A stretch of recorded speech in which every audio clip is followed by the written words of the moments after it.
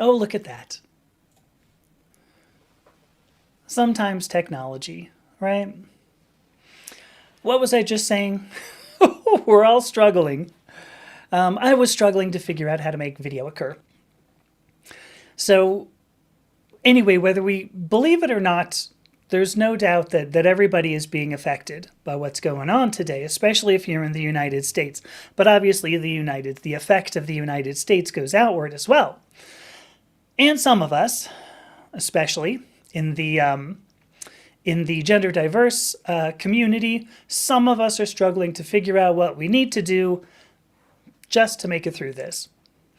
So I mentioned I was going to be a little bit vulnerable. So I'll tell you in my own story, my own life, my own career, especially in the past, I don't know, 3 months, 4 months, I've really been wondering, like, just what the hell I'm doing.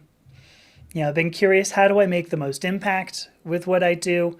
And even also along with it, I've been trying to figure out, how do I make the most impact while also staying sustainable and sane?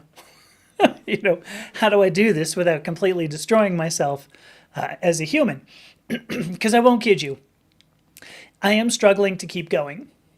I am struggling to believe that what I'm doing is doing good for the world, that it's worth continuing doing. So I keep asking myself these questions, Have I added value to the world?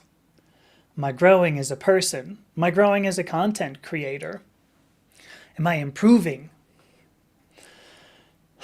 So I'm feeling kind of stagnant.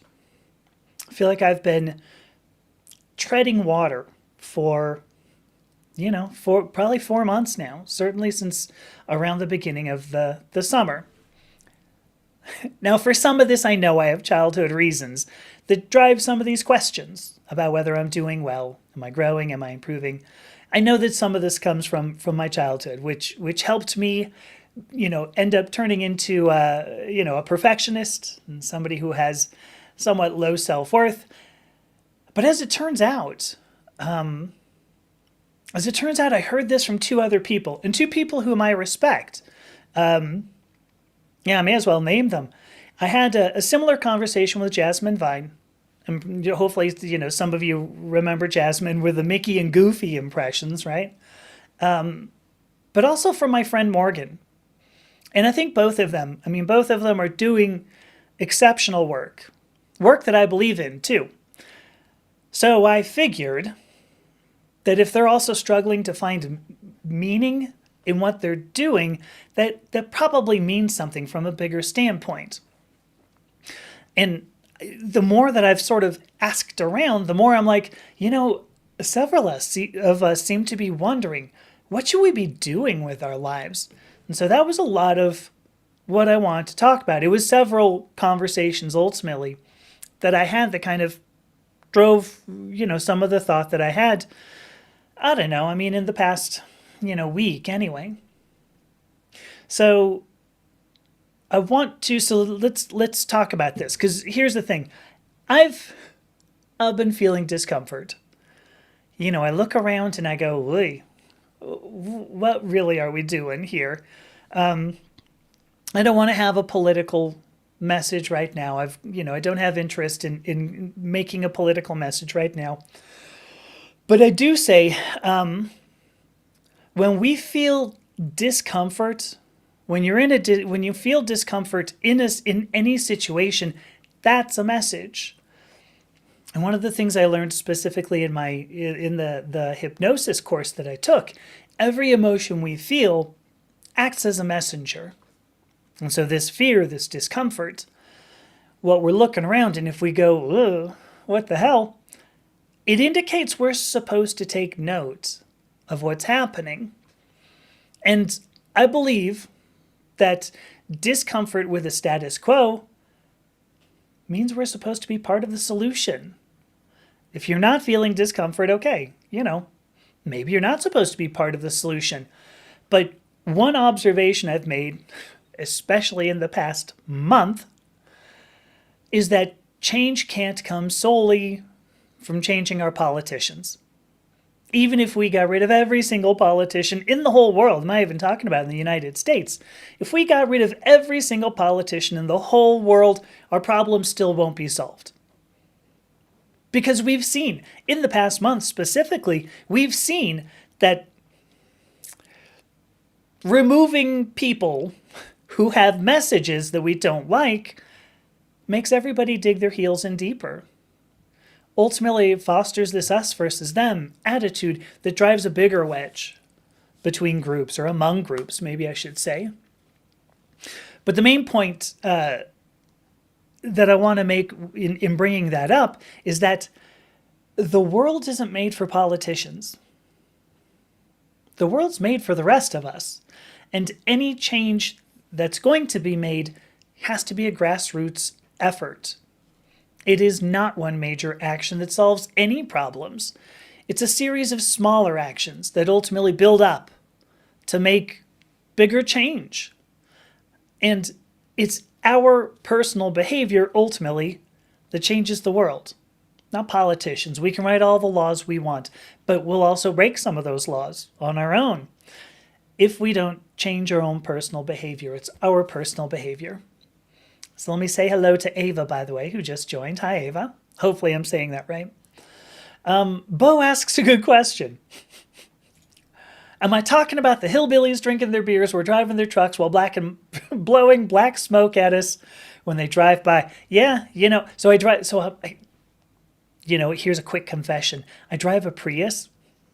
It's so amazing to see, you'll get somebody with their big ass truck. I made an acronym for that. Big ass truck. That's BAT. So anytime I see one of these things, it's somebody driving a bat. I don't know. It's the way that we communicate now in my family. Hey, look, I was driving. There was a bat that came by, and maybe somebody thinks like this bat comes swooping in. No, it was some hillbilly drinking their beer in their truck. It's really what it is. So am I talking about them? I think some of those people think that what's going on in the world is good. Because these are people, I think, who are okay with... They're okay with annoying other people to make a point. I mean, and Bo, your example's spot on, right? They're blowing past us, blowing this big, cloud of black smoke, or, you're at a stoplight and they hit the gas really hard, and, everybody who drives through is kind of like, windshield wipers on, I can't even see, what the hell? So, yes, to a certain extent, and yeah, don't make people think I just saw Batman. That's true. Yeah, that would be weirder too. There have been many times, actually, that I've been driving and I went, oh my gosh, poison ivy. And then I went, oh no, actually just a bush of poison ivy. Turns out that's not all that uncommon. I didn't realize that. But so I am kind of talking about them. But here's another point. Hey, Genevieve. Here's another point. I mean, it's our personal behavior. Some people are going to have poor behavior because they choose to. And so it's more important for us ultimately to address our own behavior. And I'm going to tell you, I started this whole thing off by saying, I feel stagnant. I don't feel well, right? So coming to that point where I go, my personal behavior changes the world, like this is difficult for me. One of the things that my wife and I were talking about, oh gosh, just this morning, maybe last night. She'll tell me in the comments if it was when it was, but both of us grew up believing that we needed to address every problem because every problem is our problem. And I mentioned there were things from childhood, right? This is one of them. Both of our parents kind of, trained us to believe that their problems are ours. The whole family's problems are ours. And so, I struggle with that. Every problem is my problem. And so if you're going to make it through this world today, and I have better, more specific, thoughts that I'll get to, but if you're going to make it in this world today, the first step we have to take is to recognize what's going on in this world is not solely your problem. It's not solely the problem of the hillbillies drinking beer in their trucks.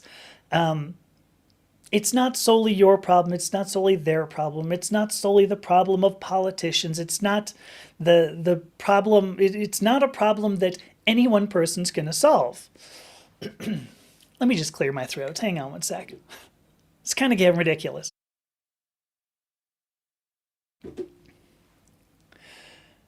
So as well as this not being solely your problem, you also don't need to fix every problem. Don't think that you're necessarily going to fix everything, because we can't fix some very fundamental problems. In order to fix some of those very fundamental problems, what we're going to have to do is see changes in personal behavior. Not just ours, but those of people around us. So it was this morning. Good. So my wife says it was this morning. I'm glad to know. I once saw a T-shirt. So everybody knows I'm a chemist, right? Maybe you don't. I'm a chemist. So I saw a T-shirt that said, "If you're not part of the solution, you're part of the precipitate," which is a good, funny, wacky, chemistry thing that I laughed at anyway when I saw it.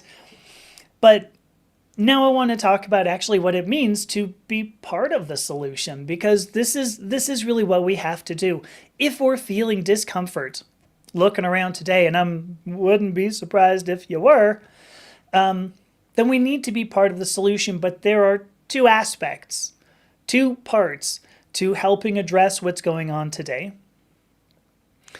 And I'll go into both of these. But the first is continue to make positive contributions. And then the second one is continue to keep yourself safe. Continue to keep what you're doing sustainable. As far as making positive contributions, I'm gonna stop for a moment, because I'm saying positive contributions. I realize on my channel there are times when I will be critical. I mean, I was just critical on Sunday, right? I'm criticizing behavior from the Trump administration. I believe that positive contributions means not solely being critical. Like, I sort of think about what I'm doing here as a positive contribution. How can we make it through this? Well, here's positive ways that you can do it. I also try to suggest some kind of solution, some kind of help. We see a lot of people, a lot of content out there that is only negative. They just go, what a bunch of dummies. What's wrong with these dummies? They're a bunch of dummies. Dummies doing dumb things in a dumb way that make our planet dumber. And so then all of us end up, hurt. It's not how that works. It's not how that works, first of all. And it's not enough just to call somebody dumb. We can see this. You can look at Congress right now and go, that's pretty much what they're doing. Somebody's dumb, the other person's dumb, somebody's doing dumb things. Just in general, dumb. No. What we have to do is make positive contributions. And if you're making a contribution that is not criticism, solely criticism, I think it's important for each of us to understand that every single effort that we make is positive. If we're trying to mitigate the effect of today's political climate, you are doing good for the world. Good job. There is no action too small that you could take. If there is anybody who feels better for your action, it helped. And anybody includes you. If you do something and you go, whew, I'm glad I did whatever it was. Took a picture, posted a cat video, shared a cat video, talked about Batman, I feel better. Excellent. You've done well. That helped. It really doesn't matter if what we're talking about is a single social media post, whether you wrote an article, Jasmine, whether you're working on a book at whatever pace you can sustain, Morgan, if you're helping people move away from bad situations. And it doesn't make a difference. It also doesn't take like creating something either. It could just be supporting others doing the above. I'm serious, content creators, we all need you. If you like social media posts, if you watch videos that make you better and then share them with somebody else going, hey, I think this might make you feel better. Perfect. Liking and sharing means that positive content will get more eyes on it. And widespread positive content will change the world. Because sooner or later, these bad feelings are going to break. We have to feel positive. Nobody likes feeling crappy all the time. So that's the first thing. So number one, keep making whatever positive contributions you can make to mitigate this situation. And then number two, you absolutely have to keep yourself safe. I mean that with physical safety, unfortunately, here in the United States, but also emotionally safe. Also, spiritually safe. Don't engage with ugly, negative content. That's one way. But keeping yourself sustainable is two.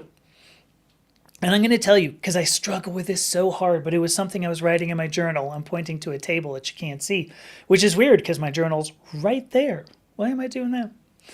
I struggle with this. I was just writing about this. If it means like keeping your head down, if it means not making content because it's going to hurt you emotionally, keep your head down.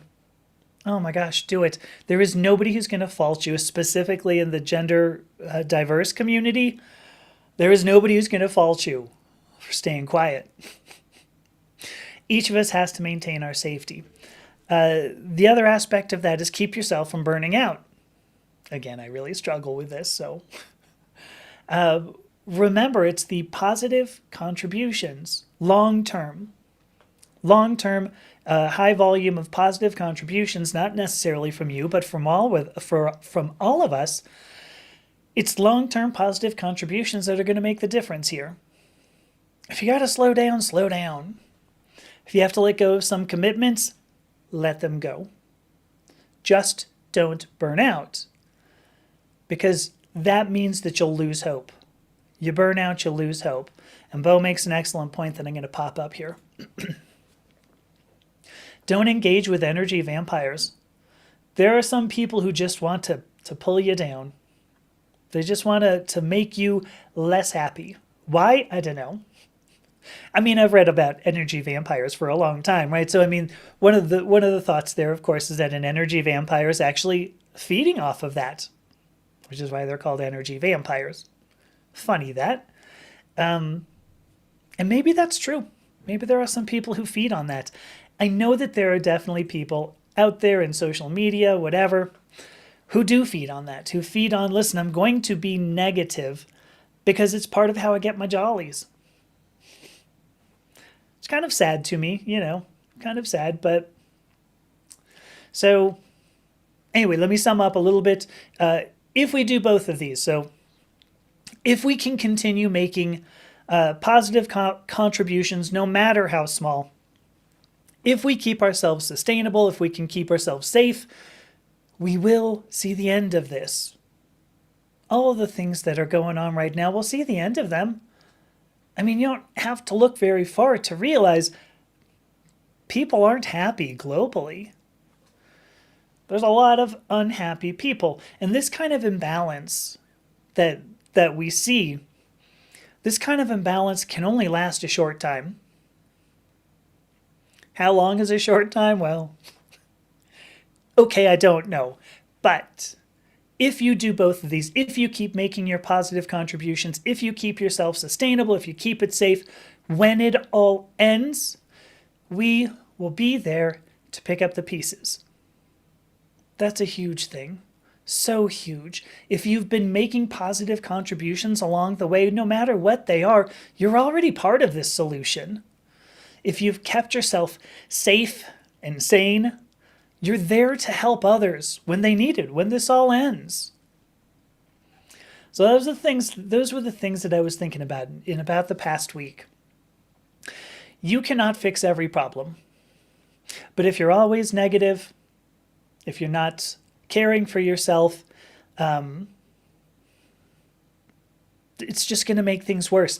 If you are negative and you're not caring for yourself, even though you can't fix every problem, you won't fix any problem if all you do is be negative and you don't care for yourself. So we can always provide hope for others.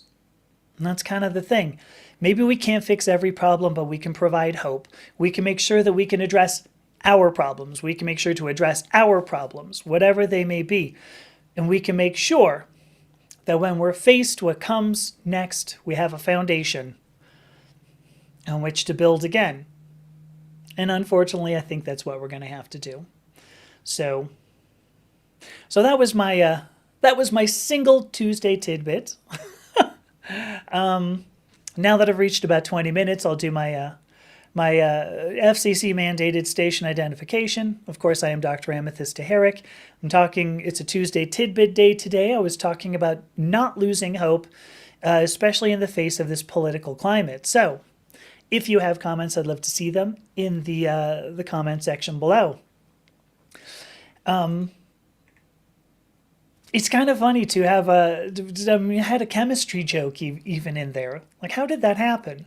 I know Margie's off somewhere. Margie's doing something. She would have had a physics joke that probably would have worked.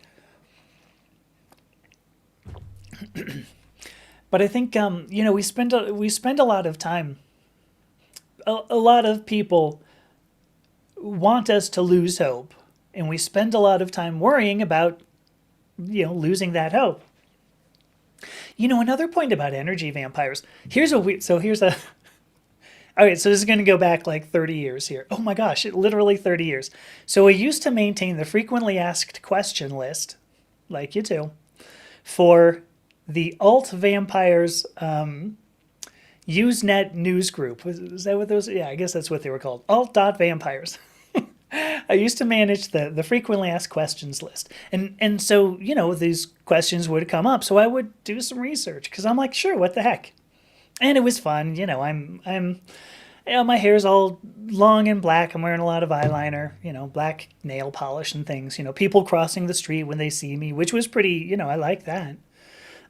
Actually, quick point there. There was a time when I dyed my hair and it was kind of pink. I mean, it was pink. I'm saying kind of, but it was really actually pink. And, I remember I was walking down the street just with pink hair, and I had people who would look at me and go, and like cross the street. And it happened a lot. Then I dyed my hair black, and, I'm looking, in my opinion, a bit more spooky and threatening. But interestingly, I actually got less. I had fewer people crossing the street when I looked spooky. I don't know why. Anyway, where was I going? Oh, yeah, sure. Energy vampires. So there I was looking all vampiric. Anyway, just looked like a vampire, which was the point, because I dyed my hair black so that I could be a vampire for Halloween, and then went, oh, hey, this looks good. I think I'll hold on to it. So I did. Anyway, energy vampires. There are many cultures, pretty much, first of all, so almost every culture on the planet has some idea of a vampire, whether revenant is really the way that we should put it. So somebody who comes from beyond the grave, ultimately, to prey on the living. And energy vampires are kind of fascinating because a lot of thought. Well, actually, let me take a step back, because a lot of the times vampires were believed that they came from the family, and some of this just comes from people got sick. One person got sick, and then another person got sick, and they said, well, it was that other person who's a vampire, right? It's not just that I got sick. And I'm going to tell you right now, it's possible the head of the Department of Health and Human Services doesn't know this, but if one person gets sick, it's possible for other people in the same vicinity also to get sick. I know, right? Science. Anyway, people thought it was vampires, and so these were the people who came back, either they were angry with the family, but now energy vampires. I'm finally getting to the point. Energy vampires were thought to be like evil spirits who could infect somebody in some way, into this evil spirit who infects somebody, and then that person's going to come and like criticize you and try to steal like your good time, all your good vibes. I find that kind of fascinating. Like, it sort of surprises me that there might be any spirits out there. And if you're a spirit out there doing this, like, sorry, but I'm saying it seems a little hard to believe that there are spirits who are like, you know what I'm going to do? Let's see. I know.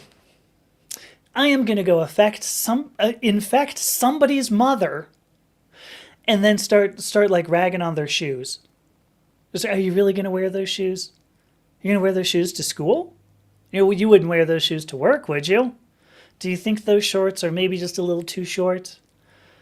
Did you know I can see your bra strap? I don't know. If I were an evil spirit, I feel like I would have like better things to do with my life. Oh, okay. Well, I mean, I guess they're dead, so I don't know. Maybe I should have rescinded that. Anyway, that was my whole point. Energy vampires. You thought when you tuned in there was going to be like actual good content. No, it's me talking about your mother's criticism. Okay, because this is part of this, I actually have I want to do a, what did I call it last time? Oh, answering viewer comments. I actually have one more, or I got one yesterday that I want to share because it actually plays into all of this. So let me see if I can pull this thing up first of all. Because I love, for some reason, I'm really enjoying this. Is this it? This is it. I'm enjoying this viewer comment thing. I had a fun time last time. And if you didn't, well, hey, I don't know. Wait 5 minutes and come back. Who knows? But here we go. I'm going to, let me show this. Hey, look at that. Seems like it worked. So this is a comment that I got on. So this is just so it was just Sunday, right? This is the live stream I just did, 2 days ago. So somebody left me a comment. I'm going to go ahead and read it first. Hopefully you can read it. But whatever you're doing with your life, I'm voting against that. This Marxist, I don't think this is a word. This Marxist-esque cultural revolution coming from the affluent left is laughable when the wealth disparity is insurmountable at this point and you're worried about your gender. Weimar-level ignorance. Trump won because of dunces like you worrying about diversity and not the working class. Why do I want to respond to this? I'll tell you why. Hopefully this is visible. I'll tell you why. Here's a couple of things. First of all, I don't know if this person... It doesn't take a lot to find out I'm not the affluent left, right? I'm really more like the middle-class centrist. But, that's enough. You're worried about your gender. Actually, what I was worried about here, just to go back, is a threat to democracy. But, that's fine. We can, wherever you want to go. But here's the big point. It sounds like this person's trying to... I'm trying to figure out what word I want to use. Trying to disparage Marxist cultural revolutions. One of the primary characteristics of Marxism is that values and actions are owned by a collective, not by an individual. Which is to say that especially if you read some of Marx's work, he criticized even like positive things that like Tsar Alexander II did. At some point, Tsar Alexander II abolished serfdom. You would think that was kind of a positive contribution, but Tsar Alexander II was part of the ruling class, and by definition, evil. The proletariat, of course, as part of the revolution that occurred in Russia, the proletariat did a lot of ugly things. Maybe you've seen Stalin did a lot of ugly things also. But these were people who supposedly represented the proletariat and were by definition good. So, my point being, Marxist cultural revolutions are based on the idea that values and actions belong to a collective, not to an individual. That we can judge somebody based on the group that they're a part of. as opposed to the person themselves. So I do appreciate this. So now I've been called the affluent left. Wealth disparity at this point is insurmountable. Now we've called out two particular groups here. The affluent left. Oh, shoot. You can't see the whole thing. The affluent left and the working class. This is exactly classism. This is exactly a Marxist-based argument. I'm not worried about my gender. What I'm trying to do is actually try to figure out how we can, I am worried about my gender, don't misunderstand me, but what I'm trying to do is figure out how we can prevent things like, this wealth disparity from becoming insurmountable, because that's a bummer. And so this person really sums up the entire argument in this first sentence that says, whatever I'm doing with my life, this guy's voting against it. Does he know anything about me? Clearly not. But because I'm part of some group, this person believes I am by definition evil, and because he is by definition good, of course he's going to vote against anything I might happen to talk about. So, if you want to talk about Weimar level ignorance, let's start first with our philosophical fundamentals on what Marxism even means before we start making fun of somebody for a cultural revolution that you absolutely just played into. Oh, and now I get to do my favorite part. Let's see, report. Gosh, I don't know, calling me a dunce. I think that qualifies as hateful or abusive. I think so. So, Trent P., I know you're probably not watching this because you clearly didn't watch the other one. So, Trent P., I'm going to go ahead and let that report get reported, and here we go. Thanks for helping our community. Okay. All right. Unfortunately, that one wasn't funny. Just, I happened to read it, and I'm like, wait, your argument is self-defeating. Self-defeating. That's a bummer. That's not the way you want to leave a comment. That being said, I'm also willing to bet that a lot of the people leaving comments aren't necessarily looking to be positive. So, all right, so I did, but don't lose hope. Oh, and hopefully that made sense too. Like, I brought up that comment in particular because I don't think that this is just a class warfare kind of thing. It is not. Every single one of us has the capability of choosing our own behavior and choosing in a way that's going to be positive or negative. You don't have to do what the rest of your group believes they should do, or doesn't, for that matter. This is why each of us has a mind, a cognition. Go out and be, the person that you want to be. And once again, I'm going to say, don't engage with energy vampires from Bo. Oh, that's funny. So, but now Bo says, calling me a dunce. Yeah, I'm pretty sure he's the one wearing the hat. I don't want to. I mean, maybe I kind of do. Because ultimately, right, I called his comment abusive. I saw that and I'm like, I can see that you're trying to make an interesting point. I will say flat out, though, I was like, so you're talking about the working class when you're using phrases like Marxist-esque, whatever it was, cultural revolution, affluent left, wealth disparity. I'm like, you are clearly not the working class, man. I'm just going to throw that out there. You are obviously some college-educated, had to go through a couple of classes that you clearly didn't like. So, anyway, yeah. I think maybe he's got a little bit going on. But it's fine, because it's gone now. So, all right, I think I did everything. I don't have any comments. I'm right on the verge of just going, you know what? I can take like a 5-minute break and we pull up Cosmic Wheel Sisterhood. Anybody got, anybody have problems with that? Is there something we should talk about? Something we should talk about in terms of keeping hope alive?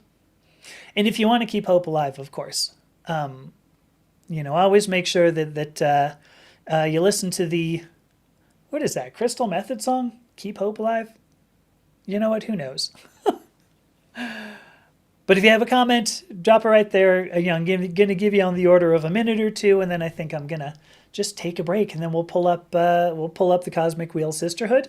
I am going to say hello, first of all, to Poet Miranda. Hi. How you doing, sister? And then I'm also going to say hi to Slapstick Talk, who's one of my faves, one of my little friends. We talk in DM, whatever you call that. I don't know because I'm old, and I have no idea how to use some of these things. And there you go. So,